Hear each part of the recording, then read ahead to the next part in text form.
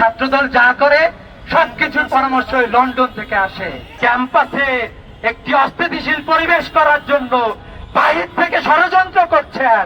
ছাত্র সমাজের দাবির প্রেক্ষিতে তারা যখন নিজ উদ্যোগে এই নির্বাচন বন্ধ করতে পারছে না, তারা তখন হাইকোর্টের ঘাড়ে বন্দুক রেখে ডাকসু নির্বাচন বন্ধ করতে চায়।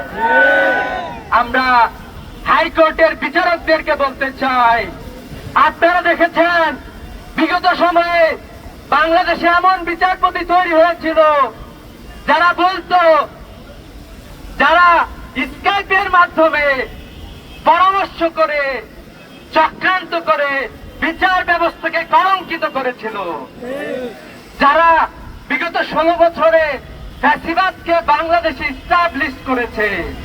আজকে আমরা দেখলাম যে আমাদের বন্ধু মহল তাদের উপরে বন্দুক রেখে তাদের সাথে পরামর্শ করে ডাকসু নির্বাচন বন্ধ করতে চায়।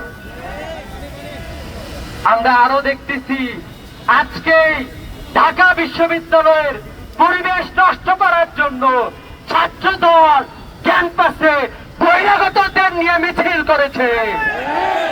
আমরা ইতিপূর্বে দেখেছি রোকে হলে ছাত্রদল ছাত্রীদের উপরে হামলা করেছে, শামসুন্নাহর হলে হামলা করেছে, বুয়েটে আমাদের বোন সনিকে হত্যা করেছে। আমরা দেখলাম প্রায় 40টার মতো ধর্ষণের খবর পত্র পত্রিকায় এসেছে। আরো অসংখ্য নারী ধর্ষণের শিকার হয়েছে। সবাই আদালতে যাইতে পারে নাই, সবাই মুখ খুলতে পারে নাই। আপনারা এখনো ক্ষমতার কাছাকাছি যান নাই। এখন থেকে যে ধর্ষণ শুরু করেছেন বাংলাদেশের ছাত্র সমাজ আপনাদেরকে সেই আস্থা করে আপনাদেরকে নিক্ষিপ্ত করে ছাড়বে। এক্সট্রিম মশার কয়েল প্ল্যান্ট ফাইবার দিয়ে তৈরি, ডেঙ্গু চিকুনগুনিয়া বাহি সহ যে কোনো মশার বিরুদ্ধে দেয় এক্সট্রিম সুরক্ষা। আমরা শুনেছি বিশ্ববিদ্যালয়ের প্রশাসনের সাথে লন্ডন থেকে সম্পর্ক মেনটেন করা হচ্ছে। ছাত্রদল যা করে সবকিছুর পরামর্শ লন্ডন থেকে আসে। আমরা দেখলাম প্রায় শতাধিক ছাত্রদলের নেতা আমাদের বোনদেরকে বিভিন্ন জায়গায় হেনস্থা করেছে, অনলাইনে ধর্ষণের মতো হুমকি দিয়েছে। আমরা বলতে চাই এই প্রত্যেকটা দায়ভার যিনি দিচ্ছেন তাকে দায়ভার নিতে হবে।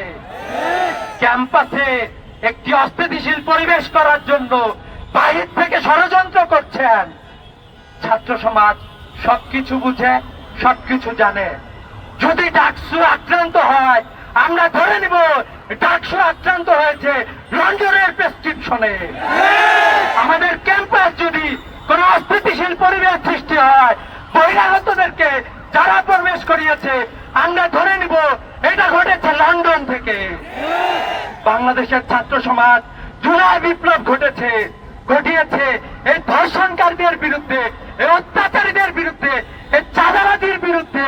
ছাত্র সমাজ ঐক্যবদ্ধ হবে, রাস্তায় থাকবে ইনশাআল্লাহ।